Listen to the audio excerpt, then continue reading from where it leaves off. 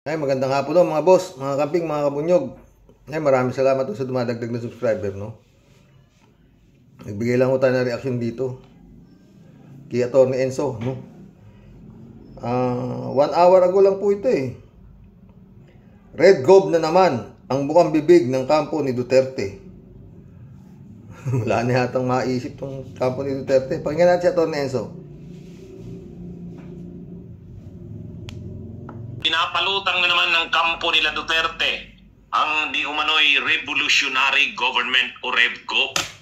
At ayon kay Panelo, gusto raw ni Duterte na imungkahi kay Marcos Jr. na magdeklara na ito ng revolutionary government dahil ito na raw ang magandang solusyon sa mga nangyayari sa bansa. At susuportahan daw ng dating presidente at ng grupo ng mga Duterte diehard supporters kung magdideklara si Marcos Jr. ng revolutionary government. Ano na naman bang mga kulo na ito? Nila Panelo at nila Duterte? Ipapasubo pa itong si Marcos Wala nang maisip yung mga yan, Torne. Yun ang masasabi ko dyan. Jr. Kung sila nga hindi nila nakayang gawin yan. Tapos ngayon, anong tawag dyan? Ano bang Tagalog nun? Papasubo. Iingganyuhin nila. Itatrap nila ilalagay nila sa patibong si Marcos na magdeklara ng revolutionary. Talagang ang tingin ni Duterte, nitong grupo ni Duterte kay Marcos Jr., uto. Yun eh. No? Uto-uto. Oo. Ay nako. Tuloy. Government. Magagalit ang tao dyan. Anyway, mga kabunyog, mga kababayan, ito na namang RevGov na to. Dati na itong bukang bibig nung panahon ni Duterte. Hindi niya naman naisagawa. Kahit gaano pangyabang at hambog ni Duterte, kahit gaano ang pag-aasta niyang matapang siya, alam niyang hindi yan kakagati ng tao. Hindi yan ang tao kukontrat. Saka mga boss, anong rason mo para ka magdeklara ng revolutionary form of government? Di ba? Wala na maisip si Duterte, no? At kukontra dyan. Sa totoo lang, mga kabunyog, kahit naman ang mga Pilipino ay nabubudol ng mga trapo, pero pagdating naman sa mga ganyan, tulad niyang mga RevGov na yan, hindi naman papayag ang tao dyan. Diyan sigurado naman tayo. Kung tungkol sa mga pag-ieleksyon, ang tao ay nabubudol ng mga politiko. Pero pagdating naman sa RevGov, wala. Aalma ang tao dyan. Ngayon nga lang, tsa lang eh. Charter change nga lang. Sa ginagawa nila Martin Romualdez at ng Kamara, umaalma na ang tao eh. Ayan pa kayang RevGov? Bakit na naman nag-float na naman si Duterte ng mga RevGov? Kasi sabi ni Panelo, si Duterte daw na masyado na daw galit na daw si Duterte sa mga nangyayari ngayon. Ang tinutukoy na naman nila yung mga maniubrat, yung mga ginagawa daw ni Martin Romualdez at ng mga kongresista. Kasi ito daw mga kongresista, itong Kamara, ito daw ang nakakasira sa bansa. Ang problema, mas nagiging makapangyarihan pa daw itong Kongreso, lalo na itong Kamara, kaysa Presidente. Kaya lang naman marami sinasabi yan tungkol sa Kamara. Kasi nga, tinanggalan ng confidential pa na 650 million yung anak niya. Di ba? Tapos kung ano-ano, inaway ni Duterte yung Kamara di ba? At hindi lang Kamara. Pati si Marcos na, inaaway na nila eh. Tapos ngayon sabihin ni Duterte, mag-utosan niya si Marcos, magdeklara ka ng martial law, ng revolutionary form of government, susuportahan kita. Talagang napakatanga siguro ng tingin nito kay His Excellency. Napaka-weak siguro, napakahina. Hindi ko alam kung anong klaseng tingin niya kay Marcos di ba? Tuloy. Kaya ang dapat daw na gawin ng presidente ng Pilipinas, i-dissolve na yung Kongreso na yan. I-dissolve na daw yan. magdeklara na ng martial law o ng revolutionary government. Paano nga hindi maiisip ni Digong yan? Yan ang problema niya eh. Yan kongreso eh, di ba? Oh. Mario Sepo. Ay nako, ewan ko kung bakit. Pero dapat ICC talaga is the key. Tuloy-tuloy, attorney. At sabi daw ni Panelo, okay daw si Duterte diyan, susuportahan daw si Marcos pag nagdeklara ng march ng RevGov. Yun nga lang pistok eh. Kinontra na ni Sara eh. You're dealing with the devil. Kaya sabi ni His Excellency, gusto niya pistok sa mga rebelde. Si Sara, di mo alam kung anong gustong posisyon eh. Nasa DepEd, nasa NTFL kak siya, kung ano-anong posisyon. Kikialam pa siya sa presidente. Di ba? Ewan ko. Tuloy. Itong sila Panelo at sila Duterte, panahon nga nila eh. Kamay na bakal na ang ginamit ni Duterte. Maraming pinapatay. Diktador na. Diktador na si Duterte. Kamay na bakal doon sa ayaw niya. Doon sa mga gusto niya. Kagaya nila Michael Yang. Si Kibuloy. Mantakin mo Kibuloy. Magkano kaya sweldo ni Kibuloy? Spiritual advisor for 6 years. Michael Yang naman, economic advisor. Mantakin mo yung mga ginawa niya. Dapat doon pa lang eh. Malsa na ang tao. Bakit? Sino yung mapig? Ewan ko, no? Wala, parang wala nang pakialam yata ng mamayan eh. Sa kung sino. Ewan na. Guys, si Duterte, kalay mo tumagal, no? Michael Yang, economic advisor, mga boss. Tapos ang daming namatay, wala man lang umalsa, no? Hindi niya kinaya na magdeklara ng RevGov eh. Marami rin ang nagsusulsul kay Duterte no na mag-RevGov. Mag-revolutionary government na daw noon si Digong. Si Digong naman, totoo naman si Digong, parang noon na tutokso na mag-RevGov. Kaya lang, alam ni Duterte, pag nag-RevGov siya, magagalit ang tao. People power talaga ang mangyayari. Papabagsakin sila ng people power. Yung mga RevGov nila na yan. Kasi sila, alam nyo mga kabunyog, mga kababayan, alam nyo to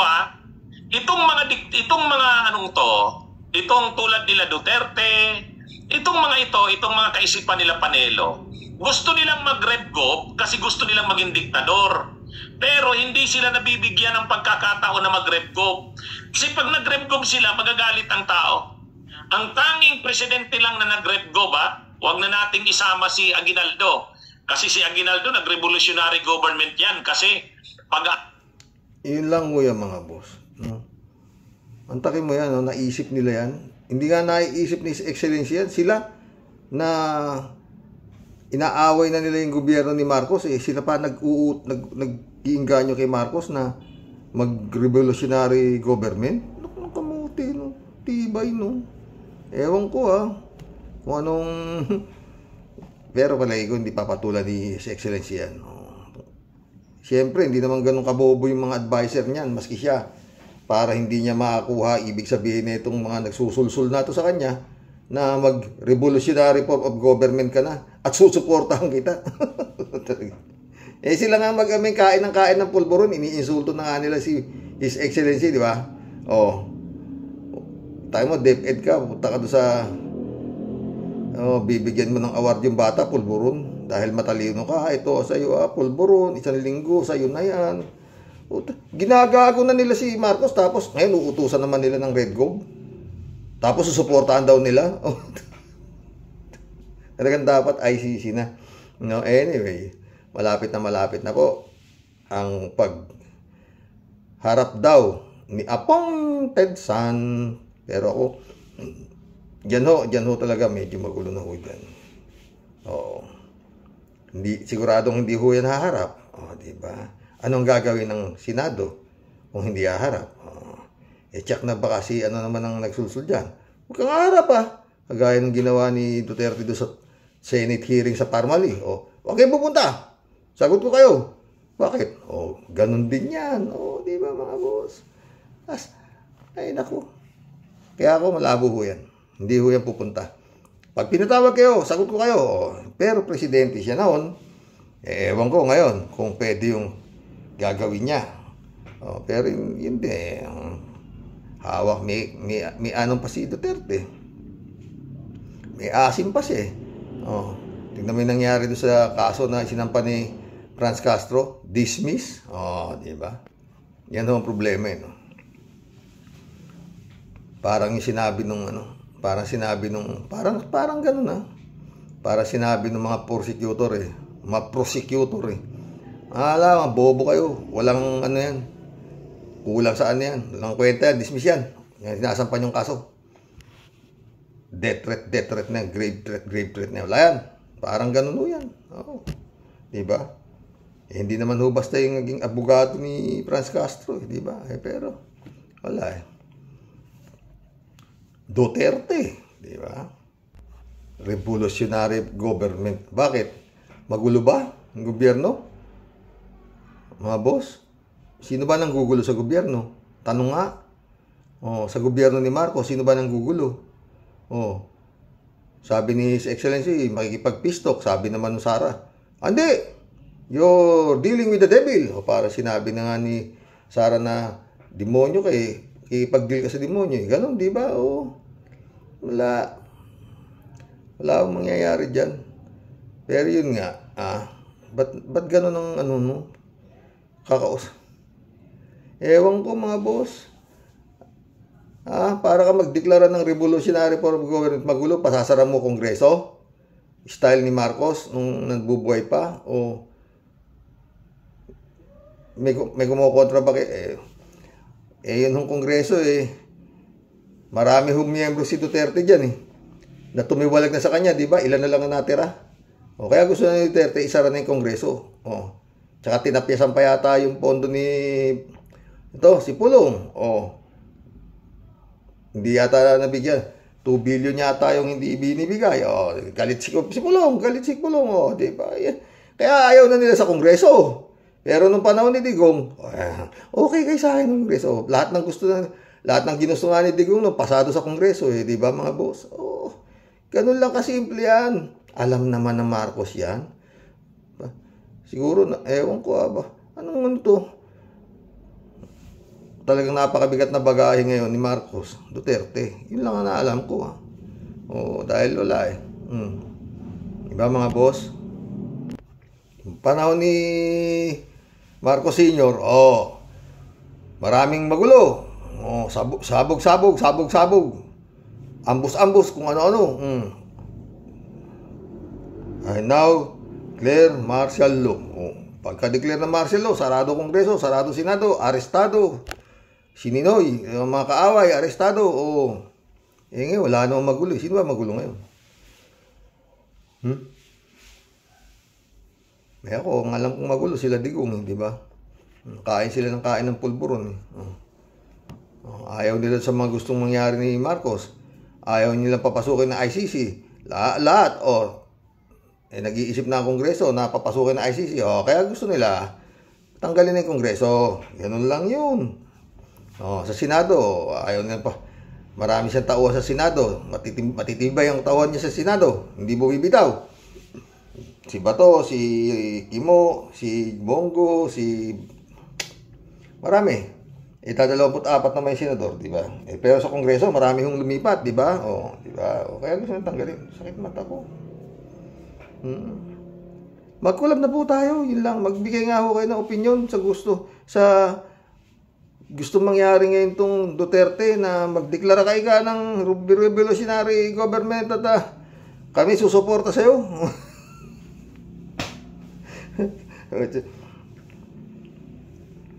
Ay nako Lord, pwede siguro yun pero sila ako na papa-aresto. Ay nako Lord, ewan. Ako naisip nila Digong para tingin nila kay Marcos, talagang napaka tulonggis, no? Michelle, shout out Michelle. First again, good morning Karo. Okay, good morning. Sumagot si Kalat niya, yay, you're number 1 again, sabi niya. Yep, sabi niya. Jab Alvaro, shout out. Gandang gabi, Sir Roque. God bless po sa inyo ng buong pamilya mo. God bless, Jab Alvaro. At sa pamilya mo din, ha. Cassandra Daisy, shout out. Sir Rox, FBI, US na ang tanging makakulong kay Kibuloy. Sigurado na may sulat at tawag na ang mga citizen nila para sa jurors na pagpipilian para dinggin ang kaso ni rapist at dollar launderer. Kaya hindi tayo dapat worried noon. Kaya kay Marcos tayo tumutok. Ayaw ang eleksyon sa 2025. Gusto niya forever na president. Yun. Mabigat. Cassandra Daisy, sabi niya. Kay Digong nyo, tanging ICC lang ang makakapagpakulong sa kanya. Pagkatalo ni Castro sa kaso ng grave threat ay another evidence na walang korte na makakapagpakulong kay Duterte, Dugas at mamatay tao. Only ICC, not even Marcos. So, galing ni Cassandra. Parehas tayo nang iniisip di ba? Totong Gonzales, kaya pa sasabihin nila na nag-work ang dito, ang justice system natin. Yan lang simple, di ba? Hindi man lang nakasampa sa prosecutor pa lang, patay di ba? Duterte. Totong Gonzales, shout out. Good evening, Sir Rox. Ayan ang resulta. Naggamitan kasi kayo, kaya nanalo kayo. Akala nila magugulangan nila si BBM. Doon sila nagkamali. Porkit maliit na tao, kakayanin nila. Naku po, Marcos po yan. 3 putol na ng tahid ni BBM. Kahit maglupasay kayo, hindi kayo uubra. Isip pa kayo ng iba, baka sakali makakuha nyo si Apo Lakay Jr.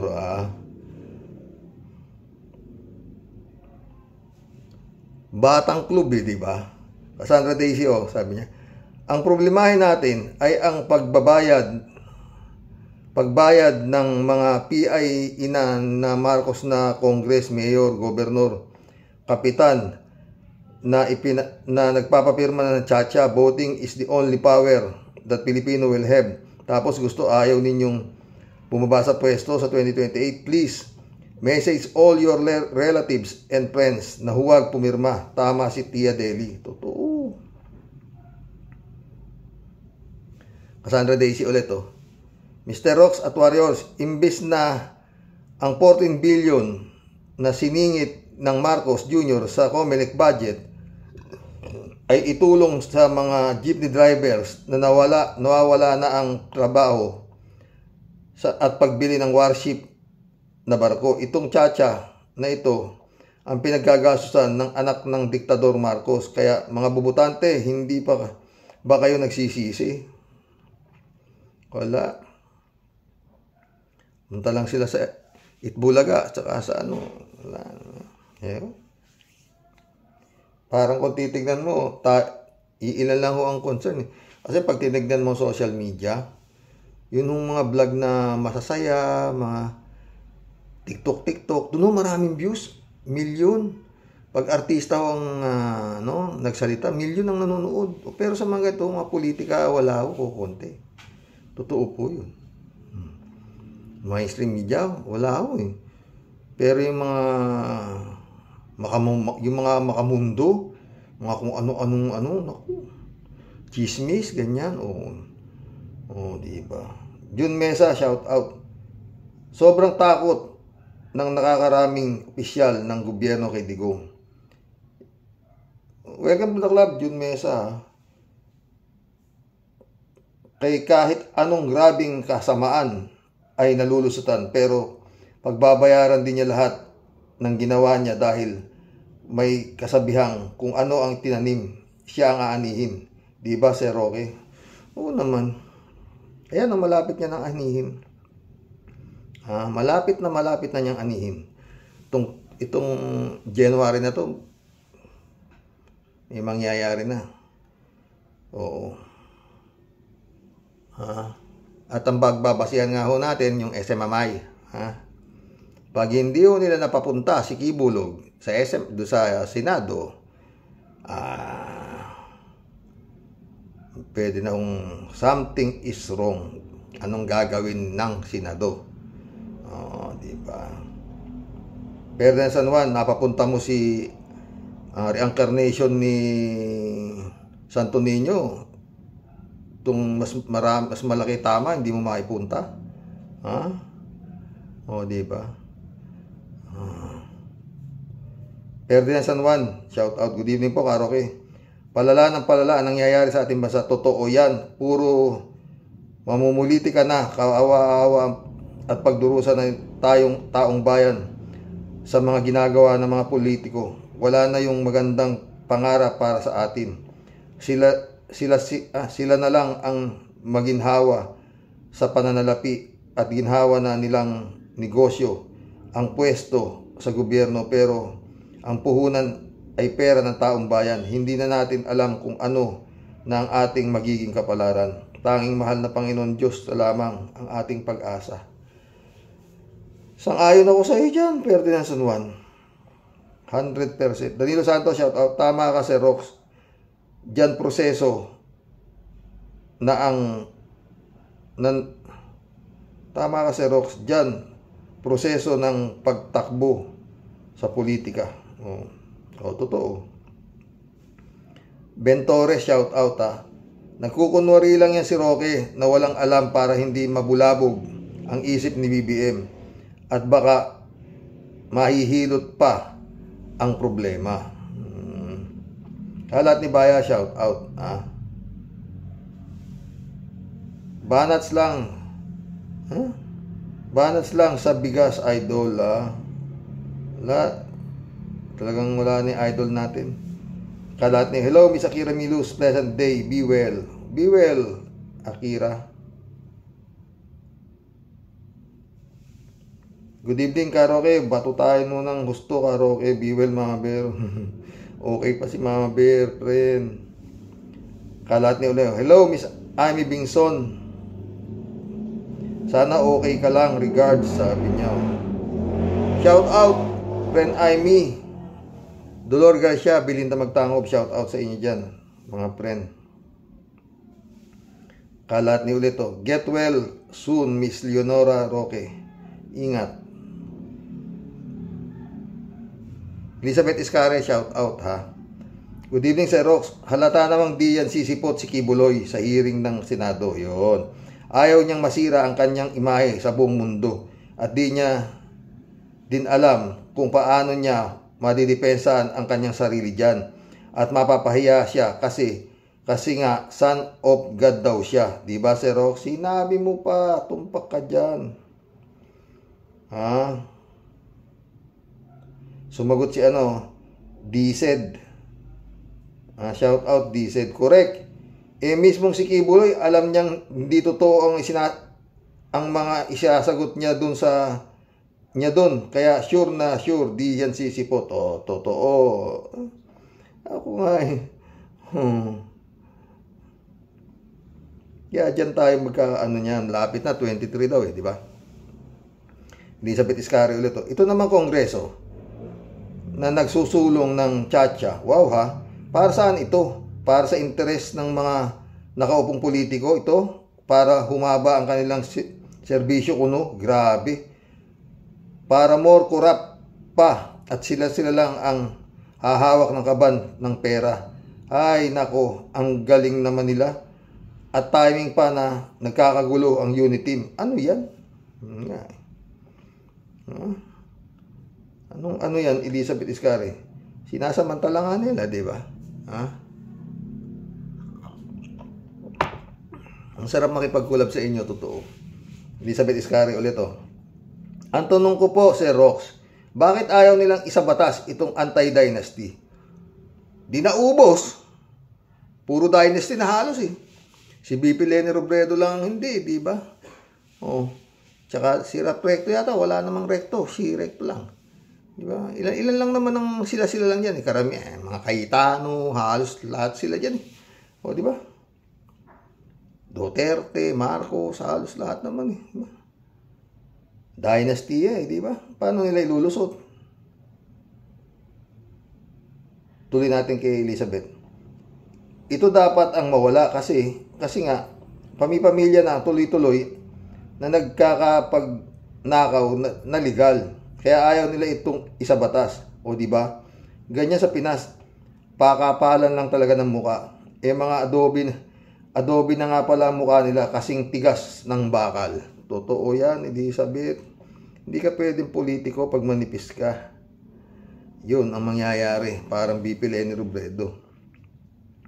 Librado Ludovico, shout out. Blessed morning po, Rocky, and to all Rocky Warriors watching from Edmonton, Alberta, Canada. God bless po, stay safe and healthy. Hay, naku po, politika. Nakakasuka na. Dapat kapakanan ng bansa at mamamayan ang unahin. Politika ang nagpapahirap sa bansa dahil sa mga swapang na politiko. Totoo yan, Librado. Wala na eh. Johnny Bigod, shout out. Tapos Comelec pa. Wala na. Sabi ni Johnny, shout out Johnny Bigod. Gandang gabi, Rocky. Maganda at totoo lahat ang sinasabi ni Ronald Llamas. Mahihirapan si Duterte pabagsakin si BBM. Pero mukhang mahirap din pabagsakin si Digong. Matibay si Digong dahil maraming pera at maraming galamay. Tanging ICC lang ang pwedeng makapagbagsak sa kanya. Kaya sana pabayaan ni BBM. Malamang pababayaan niya yan. Uy, sumagot si 3JC Hopo.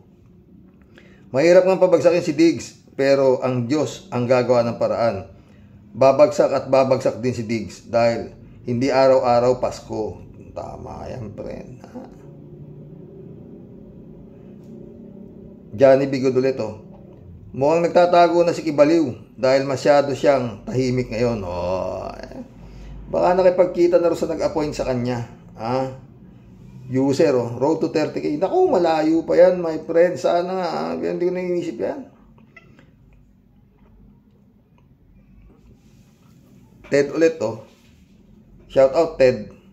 Ang hirap talaga kung ampaw ang presidente. Patay tayo dyan.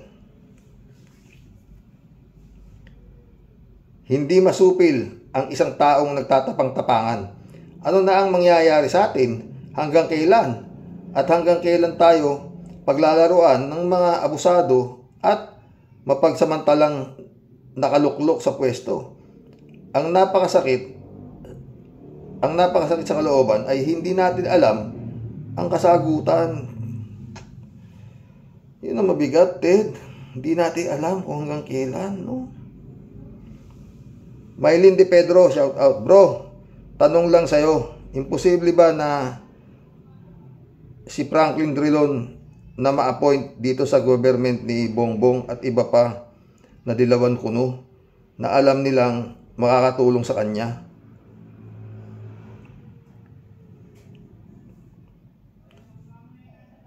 Pwedeng para sa akin hindi imposible yan. Maylin, kasi nasasabi God moves in a mysterious way. Kung naramdaman ni His Excellency na makakatulong naman sila Drilon sa kanya, bakit di niya i-appoint?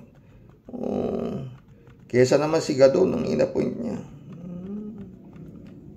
Tuloy natin. Di ba sa interview sinabi niya na si Lisa Araneta ang tumutulong sa kanyang magdesisyon tungkol sa legality, at si Lisa at maraming kilala sa Dilawan na di naman masama look sa mga ito. Tandaan, si Mar Rojas at si Ochoa nasa kanila na. So hintay natin na pwesto sila hintay natin na pumuesto sila. Mas okay na mapwesto sila kaysa sa mga kurator na bobo pa na mailing nila. This is a good sign. Binoto nyo, tiis kayo, damay kami. Yun. Raul Villanada, shout out Greetings Kuya Rox sa inyong may bahay. Salamat. Raul Villanada ulit. Malalim na balon ng karunungan itong si Llamas. Pag ganito ang tao sa gobyerno, uunlad ang bansa. Pero ang mga demonyong politiko magagalit dito. Ganun nga yun. Kung ako kay His Excellency, kunin ko si Llamas. Diba? Friend Shervin Cepeda, shout out. July 7 Alcantara. Christiansen, shout out sa inyo mga friend. Halo-halong kalamay ube. 2.5 ng ustisya, sobrang bulok. Nakakasuka na. Totoo lang po, Xerox. Nakakahiya pong maging Pilipino sa sarili mo pong bansa dahil sa sobra pong bulok ng sistema. Ngipin sa ngipin na laban. Sindakan at takutan. Matira matibay pero ang tanong, ano po ang naging pakinabang ng bayan? Yun. Dito po sa mga puro bulok na palabas, umangat po ba ang ating bansa? Nagkaroon po ba ng silbi yung palitan ng mga maangas at malaimbornal na bunganga? Puro po mga halang ang mga kaluluwa, ang mga nakaupo. Puro po pansariling interes. Nasaan po ang para sa bayan? Napakikinabangan po. Sinasabi nila, 6 na taon lugmok sa hirap at dusa ang sinapit ni Juan de la Cruz. Tad-tad po ng utang ang kaawa-awa po nating bayan. Tapos eto na naman po ulit tayo. Wala ka pong mapapanood kundi puro away politika. Sino po ang talo? Sino po ang panalo? Wala pong katapusang gera. Ang malupit lang po, nadadamay po ang mga matitino at mga tamang pag-iisip kasi mas nananalo po ang bagsik ng katangahan at nasisilaw sa 5 barya. Kasi nga po, kapit sa patalim, yung mga walang laman ang sikmura. Yun. Kaya wag po tayong umasa, malupit na kapalaran at bangungot. Di na po tayo talaga makakabangon. Wala na. Mukhang maano na si Tia Deli, malupit na yung comment niya na yun. Ha? Mukhang napoprostrate na ng todo. No? Eh sino ba naman? Diba? Al-Ulalia, shout out. Hindi natin alam kung ano ang talagang plano nila. Tayo pa ding mamayan ang argabyado kahit maglaglagan sila dahil hindi naman paglilingkod sa atin ang tunay na pakay nila. At mapipilitan tayong sumunod sa agos ng buhay na sila ang nagdidikta. Ay nako, magandang araw Xerox at mga ka-warriors. God have mercy on us. Yun lang yun. Ha, Al-Ulalia. Sumagot si Reynaldo Gonzales. So, shout out Reynaldo ha. Ang hirap nga naman mamuhay dito sa bansa natin dahil sa mga namumuno kahit na may batas na sila na mismong mga nagpapatupad pero sila pa rin ang unang lumalabag tapos tayong mamamayan sisisihin samantalang sa atin din naman nila kinukuha mga ginagamit nilang pondo dahil ang mga buwis natin naghihirap tayo magsipagtrabaho pero silang mga asap gobyerno nalalagyan ng pondo para sa mga programa upang makatulong para sa mamayan, sila pa rin ang unang nagsisipagnakaw. Hay, ala tayo kalalagyan, lalong-lalo na sa isinusulong na pagpapalit ng konstitusyon na ang dahilan nila ay para umangat ang ekonomiya kuno. Pero ang kalalabasan niyan ay pagsasabotahe sa ekonomiya natin at gagawin lang nilang legal na magnakaw na yan. Kawawa tayo, pati mga pamilya natin pagdating ng panahon, pero sila magsisiyaman ng iiwan sa ere ang taong bayan. Saklap Xerox. Kaya tama si Friend Shervin Cepeda, bigti na lang sa puno ng kamatis. Ay, yun na nga eh. Wala. Niwala ka. Wala talaga. Walang patutunguhan to, mga boss, totoo. Tapos andyan pa si Duterte, mag-declare ka na ika ng Red Gov, revolutionary government, okay, support. Patay tayo talaga, wala na. Pero paano gagawin? Ito namang mga retarded. Ito namang mga PMA kampi naman doon sa kay Digong at nag-withdraw na raw sila kay BBM at si Sara na raw gusto lang presidente. Putragis, ano yan? Ha?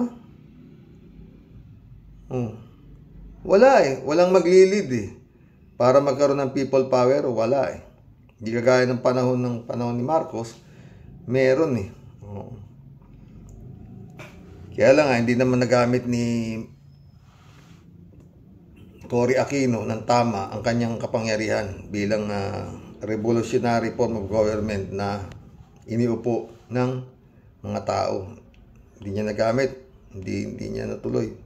Yun nga, sabi nga dapat noon lahat ng kinumpis ka dahil siya ang wala. Hindi niya nahawakan ang kanyang power sa nangyaring people power. Diba? Muntik pa nga siya patalsikin dahil nga sila Enrile walang ginawa kundi bulabugin siya. Ted Uleo, bagong plano na naman ng mga Duterte para lamang mailoklok si Sara sa pagka-presidente. Sabi ni Panelong Butiki, susuportahan daw ni Digongyo si BBM pag pumayag si Marcos na gawing revolutionary government. Ito na ang gobyerno o mag-martial law. Sabi nga ni Atty. Enzo, gusto lang ni Duterte na mapahamak si Marcos. Pag nakinig kay Digongyo para ibagsak si BBM ng mga tao tulad ni Ferdinand Marcos Sr., nangarap na naman ang baliw. Hoy, Digong! Kahit gawa lang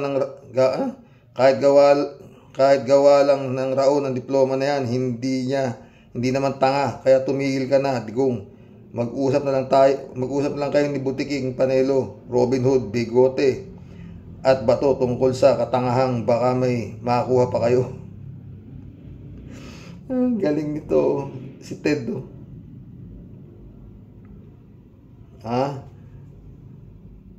Marilu Pabianak, shout out Good morning po tay at sa lahat ng mga ka-warriors. Totoo naman po ang paliwanag ni Sir Ronald Llamas. Masyado naman lutang at tulala ang presidente kung di niya alam ang galaw ng gobyerno. Sayang na sayang nga po kung si Madam Leni Robredo ang nakaupo. Wala tayong doubt na lahat ng issue at itong isinusulong nilang Chacha, di ito mapag-uusapan man lang. Di po talaga tayo makakausad gang andyan mga bad issues ng bansa. Hay, stop na po ako tay. Nahihirapan kayong magbasa. Hindi. Tulugan ko na po kagabi makinig. Natulugan ko na po kagabi makinig. Blessed day po tay at sa mga ka-warriors. Blessed day na sa pagpagod, tulog, pahinga. Marilu Pabian ulit Naku, appointed din po pala ni Matandang Davao ang prosecutor, kaya nakakadismaya na talaga nangyayari sa ating bayan. Chacha, inuuna sa dami ng dapat unahin. Lord bless our country. Wala na, yun na lang talaga Marilu Pabian ulit May expose. Panawagan po si Attorney Engineer Toto Kausing about Bantag and Sulweta. Even his family sa Bataan, sa kanyang mansyon doon. And nasa 50 katao daw po ang nakagwardya. Karaniwan mga army at police. Daming talagang pera ni Bantag, like his boss, untouchable. Bakit di mahuli or ayaw hulihin? Ayaw gawin mga tungkulin kasi nga po magagalit ang boss, pero huwag silang pakakasiguro sa hatol ng langit. Panginoon nating lahat, justice for Caperes Lapid.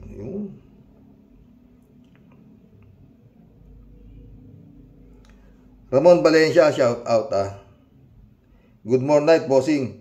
Sa palagay ko baka hindi rin sisipot si Kibulog kasi yung boss niya nabasura yung kaso. Ibig sabihin, sa kanila pa rin ang batas. Yun na nga eh. Yun din ang nasa isip ko. Yun nga, di ba? Nung nagsampa, sabi ko na dati, walang mangyayari dyan. Malabo pa sa tinta ng pusit yan. Oh, patay agad dyan. Oh, lumabas. Oh, eto na naman. Oh, sana mali ako, pero hindi sisipot si Kibulog. Ngayon pa, hindi na nga nakikita kung nasaan. Oh, Ramon Valencia ulit oh. Bossing, tumatakbo naman ang batas kaya lang palakasan system. Tama. Ayun nga, tumatakbo sa mga sa mahihirap. Ramon Valencia ulit oh. Bossing, baka naman ang bagwis ni Gongdi. Tatawagan lang tayo. Bossing, buka na naman ang bagwis ni Gongdi. Tatawanan lang tayo. Oh, talagang ganun lang yan. Kakain-kain na lang tayo ng pulburo niyan. Ganda. Ramon Valencia ulit oh. Bossing, baka yung judge na nagbasura sa kaso, niregaluhan ng itim na ribbon o binigyan ng isa sa naka-rehistro na baril. Malayo. Ramon Valencia ulit oh. Bossing, dito nga mayaman na bansa pero zombie pa rin ang utak. Nagtalo na nga kami pero good pa rin daw. Yung idol niya kaya nakahulma na siguro sa utak niya na good pa rin kahit na mali ang ginagawa. Nako, Ramon Valencia, huwag ka nakikipagtalo sa mga yan. Huwag kang nakikipagtalo dyan. Sabi na nga, di ba? Ang pumatol sa baliw, parang baliw ka din, di ba? Kaya pag nakita mo ang sagot malabo, tabla tayo. Ganyan mo na, oh. Diyos na ba? Sabihin mo, pag nakikipagtalo ka at medyo iba sagot, Diyos na ang bahala sa'yo. Ganun lang gagawin mo, Ramon.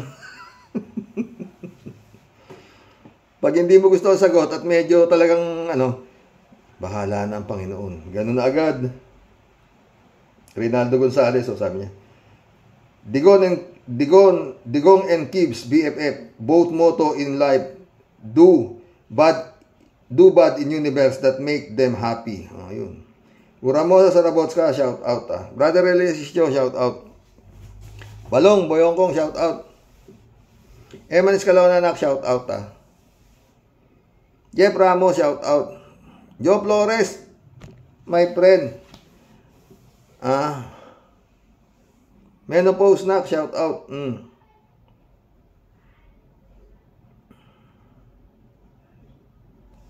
User, sabi niya. Good evening, Karoke. Tama po kayo. Hindi na dapat palitan ang konstitusyon.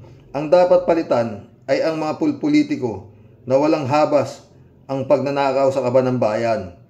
Kahit palitan pa ang saligang batas, ay wala ring magbabago kung ang mga lumang kontrapo din ang mga nakaupo. Baka lalo pang lumala ang paghihirap ng mga mamamayan. Anong baka? Sigurado User ulit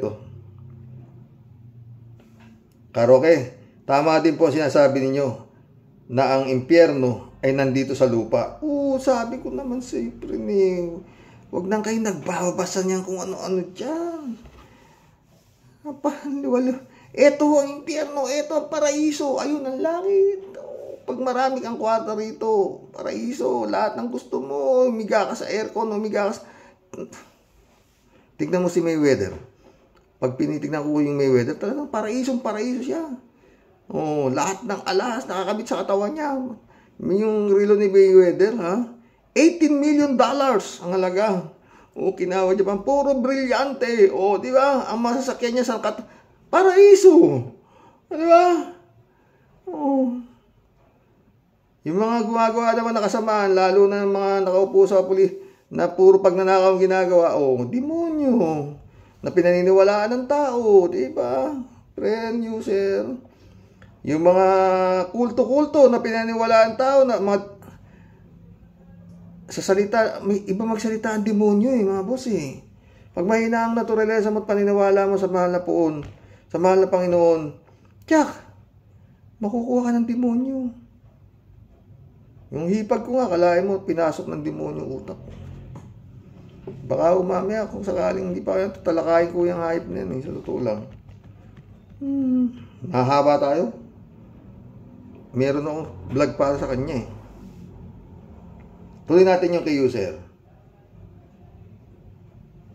Halos karamihan ng demonyo ay nasa gobyerno at hindi po makakapaghari-harian ang mga yan kung di dahil sa mga tabogo na pinagbibili ang mga boto at ang mga leader ng rehilyon na binebenta ang mga miyembro na sabi nyo nga po kahit may sungay pa ang mga politiko ay pinapaboto sa mga miyembro dahil sa pakinabang. Totoo, di ba? Yun ang sasabi. Meron po bang leader ng reliyon na isang kahig isang tuka? Bagkus ay puro nakatira sa palasyo, habang ang mga tabogong miyembro ay karamihan ay naghihikaw sa buhay. Totoo yan, user. Naniwala ka na ito impyerno. Bernardo Chansing, shout out. Ganyan. Walang kwenta ang mga baril mo kapag lumabang ka sa ng patayan. Yung klase mong kayabangan ay budol lang yan. Duwag ka lang at dugyot tae ka. Galit siya kay Dutae. 3J Shop, shout out. Papasyal-pasyal si 3J Shop. Ang ganda ng mga pinapasyalan mo, friend. Nung ako namamasyal dyan, hindi pa ganyan kaganda yan. Ay, ako. Xerox, sabi niya, alam ng mga politiko na may jurisdiction ng ICC sa Pilipinas. Mismo ang Supreme Court na nga ang nagsabi dahil ang reklamo against Dutch prior ng member pa ang Pinas ng ICC, pero kailangang ipagkalat nila ng paulit-ulit na wala ng jurisdiction ng ICC dahil umalis na tayo as member. Paulit-ulit nilang sinasabi yan para mag-sink in sa isip ng mga tao, lalo na yung mga mangmang, at paniniwalaan na lang nila. Totoo yan, 3J Shop ka. Daming mangmang kasi. Ba? 3J Shop ulit. Xerox, heto kung talagang naniniwala si Dutch, Harry Panelo Bato, at kung sino-sino pa na walang jurisdiction ang ICC sa Pinas, bakit takot sila sa ICC? Bakit ayaw nilang papasukin sa Pinas? Bakit ayaw nilang harapin at sabihin sa ICC, hoy, wala kayong jurisdiction sa amin? Okay. O bakit di nila gawin yun? Kung andito na ang ICC, di harapin nila at supalpalin and tell them, you cannot touch us because you are in our country and you do not have jurisdiction. O diba? Tama. Ba't nga hindi niya magawa? Kaya padampot, diba? Padampot, pakulong nyo. Ba't kayo dumadayo dito? Ganon, para magandang imahe natin sa buong mundo. Mantakin mo. Mag-iimbestiga, International Criminal Court. Putik yan. Pinakulong ng mga sa Pilipinas. Tapos pinadeport. Putik yan. Tibay ng pating. Maraming mag-i-invest dito, 3J Show, pag yan ang ginawa nila. Maniwala ka. At yung nangyayari sa West Philippines, kalimutan na nila yan. Baka wala na sumuporta sa kanila laban sa China. Bahala na kayo sa buhay nyo. Yung ICC, pinakulong nyo pinadeport nyo. Ginawa nyong illegal alien, bahala na kayo sa buhay nyo rito. Baka ganun ang mangyari. Baka. Lord.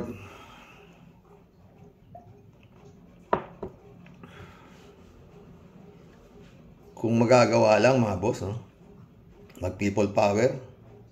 Tapos, we want to be United States na. Ayaw na namin sa mga politikong Pilipino. Mas mabuti pa, mamuno na rito. Amerika na. Parang si Pamatong. Siguro kung magkakaroon ng mga boss. Parang kagaya nga sabi ni Duterte na gawin na lang tayong province of China.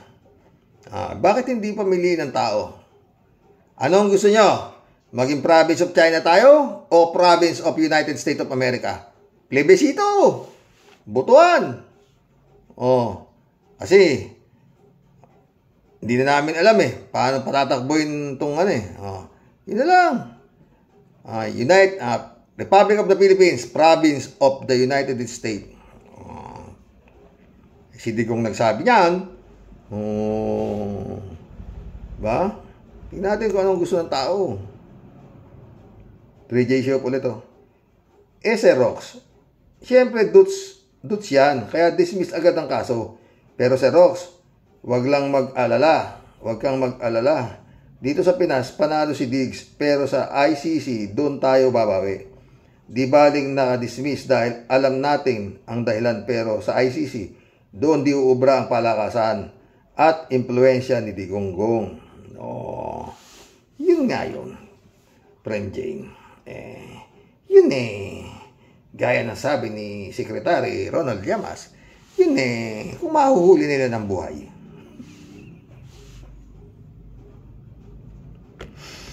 Lord, save the Philippines, Lord. 3J show ulit diba? Tignan mo yung si Captain Barbel, Captain Dado Clemente. At yung isang general, ano nga ba ang pangalan nun? Malay ko. Diba, ang tatapang sa vlog nila, kesyo galit na kuno si militar at KBBM, kesyo si Sara ang kanilang presidente, kesyo nag-withdraw na sila ng suporta kay BBM o asa na sila. Biglang naging busy si Mang Dado. Si General naman natakot na kesyo opinion lang daw niya yun. O bakit biglang nabahag ang buntot ninyo? Di ba nakasandal kayo kay Dots, sa pader? Bakit kayo nagtatago ngayon? Ibig sabihin niyan, Sir Rox, naniniwala sila sa ICC. Malamang sa alamang, maaresto ang bossing nila. Paano na sila? Kaya quiet muna si Mang Dado ngayon. ICC cam, le-lecturean ko kayo. Yun sabi ni Digong, di ba, friend? Come. Ba't ngayon, makikiusap na naman siya kay Presidente, di ba? Ay, naku. 3J show ulit si Kibbs, nagtago na rin. Anyari? Di niya ba kinayang patigilin ang ICC? Aroy. 3J show ulit Sir Rox. Asa na ba si Mr. Joe Flores? Parin Joe, magparamdam ka naman. Miss ka na ni Sir Rox. Baka busy nangangampanya sa Amerika. 3J show ulit Sir Rox, sa palagay ko, hindi sisipot si Kibbs sa Senado sa January 23. Yan din ang palagay ko. Ang dahilan, walang nakakaalam kung nasaan siya. Tanungin mo man ang kanyang KOJC, sasabihin lang nila, di nila alam kung nasaan ang kanilang mahal na pastor. Pero tanungin mo si Diggs, baka sabihin ayaw daw niyang umapir Teka, gayahin ko nga si Mab. Conspiracy theory. Nanonood ka kay Mab parating sumasakit ang tiyan ko sa kakatawa dyan. Sa totoo lang, friend. Si Mab, magaling. Ito. Leonardo Diaz, welcome to the club. Ang mga kurap dapat inutang patiwarik para matakot ang mga magnanakaw. Ibitin. Shout out Rachel Esguera. Mission accomplished mga boss. Nakapag-collab na naman tayo. Bukas ulit. Maganda pa ako ng magandang topic. Kung wala akong makita, baka sakasakaling i-topic ko na ang aking hipag na nawawala sa kanyang sarili. Magandang gabi po mga boss. God bless. Huwag po tayo mawala ng pag-asa. Parati lang huwag po tayo mawala ng ano man. Ako, iisip ko na lang sa mga nangyayari. Swerte pa rin tayo. Hindi tayo kagaya ng North Korea. Di ba mga boss? Good night.